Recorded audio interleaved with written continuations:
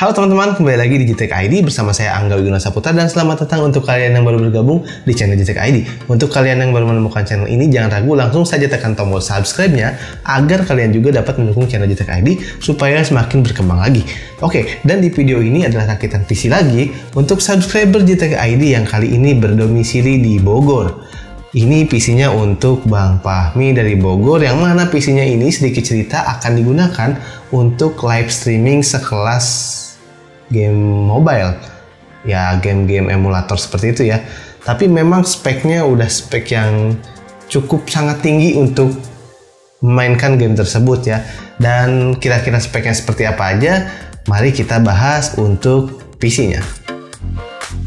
Sebelum kita lanjut, saya pengen kenalin dulu nih distributor Asia Global Successindo.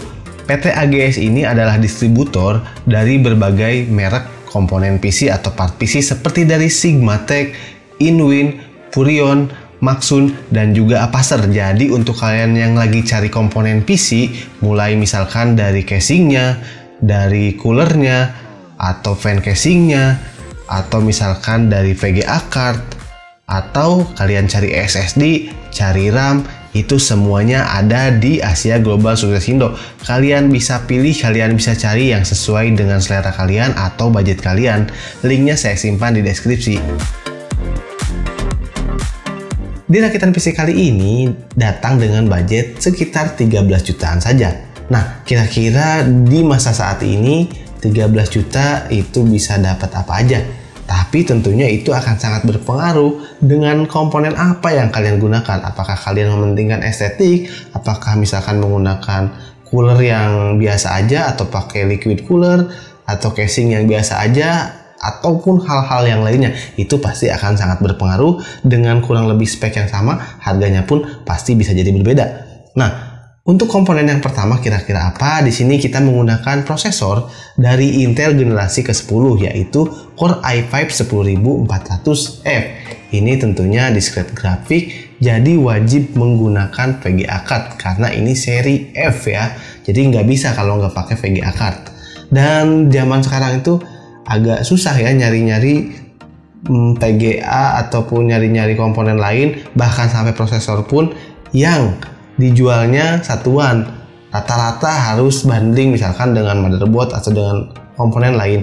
Jadi untuk mendapatkan komponen yang satuan memang perlu mencari-cari di toko-toko yang stoknya ada ataupun memang yang bisa beli satuan. Nah, lalu di sini untuk agak sedikit mengepres budget dan juga agar bisa menginformasikan ke kalian, di sini saya menggunakan Mobo dari Asus, yaitu Asus H410. Dan Mobo ini tentunya bisa dijalankan untuk prosesor Core i5 10400F. Ya masih sanggup lah, masih bisa. Jadi untuk kalian juga yang punya Mobo H410, kalian masih bisa gunakan untuk sampai prosesor i5 10400 ini. Jadi masih bisa lah untuk motherboard H410 ini. Tapi saran saya sih kalau misalkan kalian memang bisa ada budget yang lebih memungkinkan, kalian bisa ambil seri B-nya.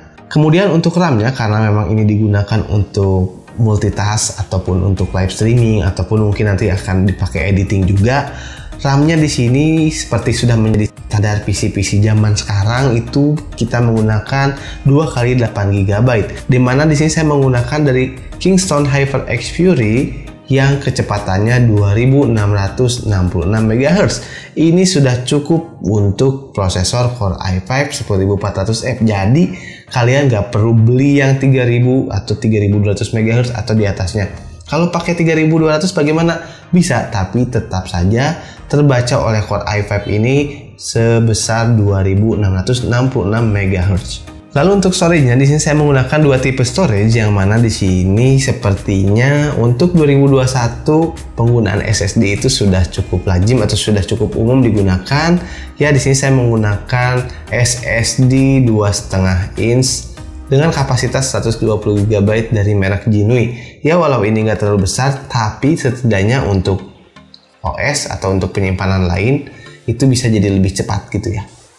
Dan untuk mendukung penyimpanan lainnya, di sini saya menggunakan hard disk dari Seagate berkapasitas 500 GB saja. Ini udah cukup untuk kebutuhan casual lah. Jadi memang nggak terlalu butuh banyak penyimpanan untuk ownernya ini. Jadi untuk kapasitas 500 GB ini udah cukup. Lalu untuk coolernya di sini saya menggunakan AIO water cooling dari Deepcool GMX L240. Sebetulnya untuk rincian awal dari ownernya sendiri tidak membudgetkan untuk membeli ini ya.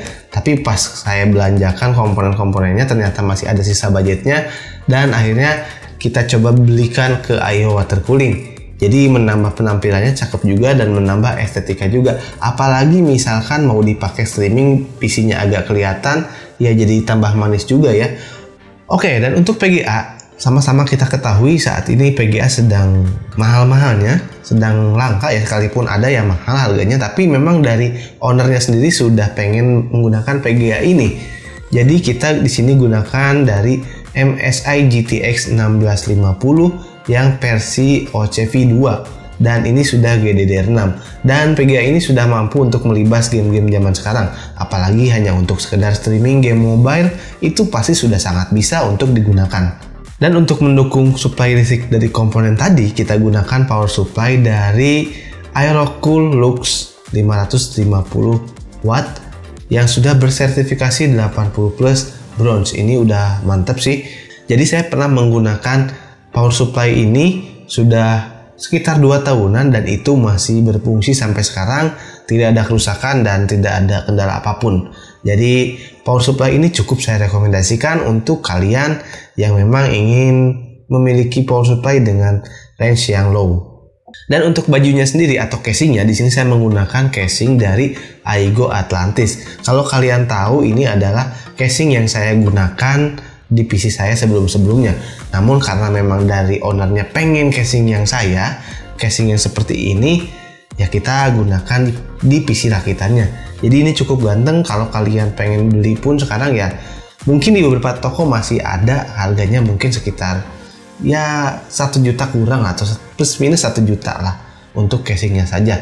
Lalu ditambahkan di sini saya 3 fan RGB, dimana di depan kita pasangkan 3 dan juga di belakang kita pasangkan 1. Jadi untuk RGB-nya juga ini nggak norak, kalem menurut saya. Perpindahan warna satu persatu cukup enak dilihatnya. Jadi walau RGB-nya murah gitu, tapi cukup kalem gitu.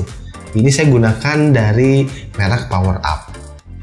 Oke, untuk komponennya sudah kita sebutkan satu persatu, dan seperti biasa mari kita lihat dulu untuk benchmark dari PC ini. Dan seperti apa benchmarknya, mari kita lihat bersama-sama. Saya akan tampilkan hasil pengujian yang sudah saya lakukan.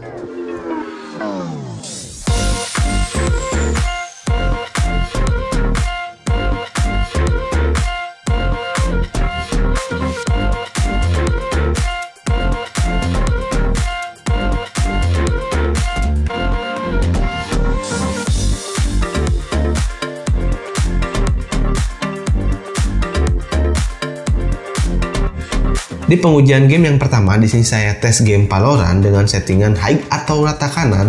Di sini didapatkan FPS yang sangat tinggi, yaitu di atas 200-an pastinya.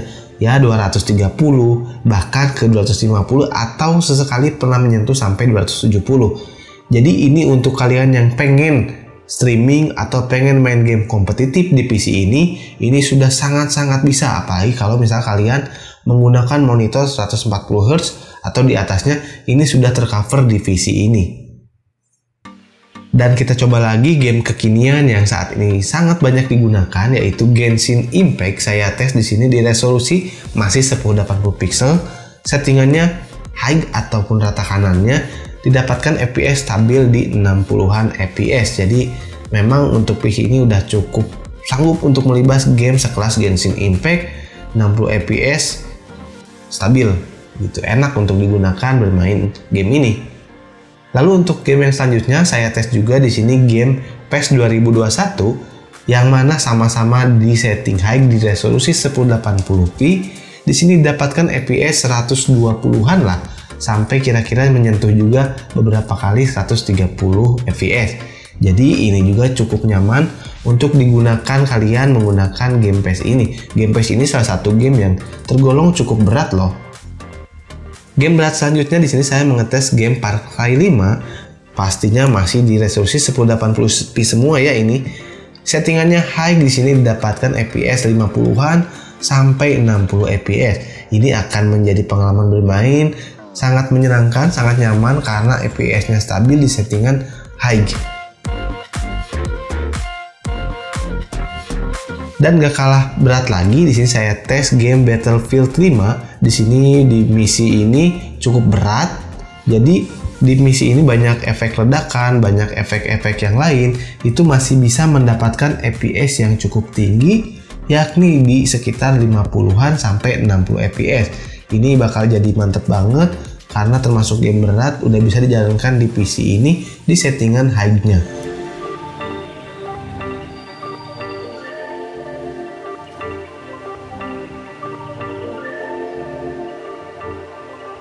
Lanjut ke game berat lainnya, di sini kita tes juga game Metro Exodus, masih di settingan high, tentunya 1080p ya, nggak usah ditanya lagi. Ini didapatkan FPS yang sama-sama cukup memuaskan juga, yakni berkisar di sekitar 50 sampai 60 FPS-an saja. Beralih ke game balapan, di sini kita tes game Need for Speed Heat, yang mana sama-sama menggunakan settingan high juga, didapatkan FPS ya sekitar 50-an lah. 50-an itu sudah nyaman banget, atau plus minus kadang 49, 47, kadang di 60 juga.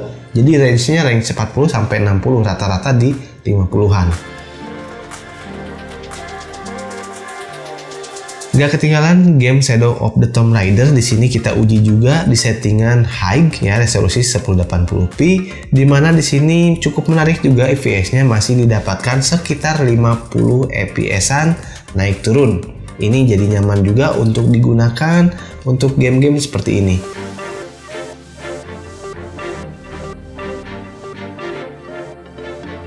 Nah, untuk game yang terakhir ini kita tes di settingan low saja, tapi resolusinya 1080p.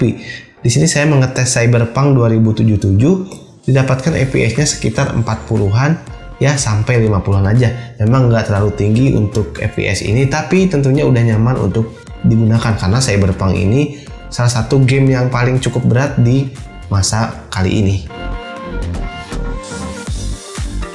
Oke, jadi dari tes gamenya bagaimana menurut kalian? Pastinya ini udah mantep banget untuk digunakan ya, jadi nggak nyesel lah mengeluarkan budget yang cukup tinggi di saat ini, tapi memang terbayarkan. Hampir semua game bisa dijalankan high ya, semuanya high ya kecuali Cyberpunk, tapi kan itu game berat ya.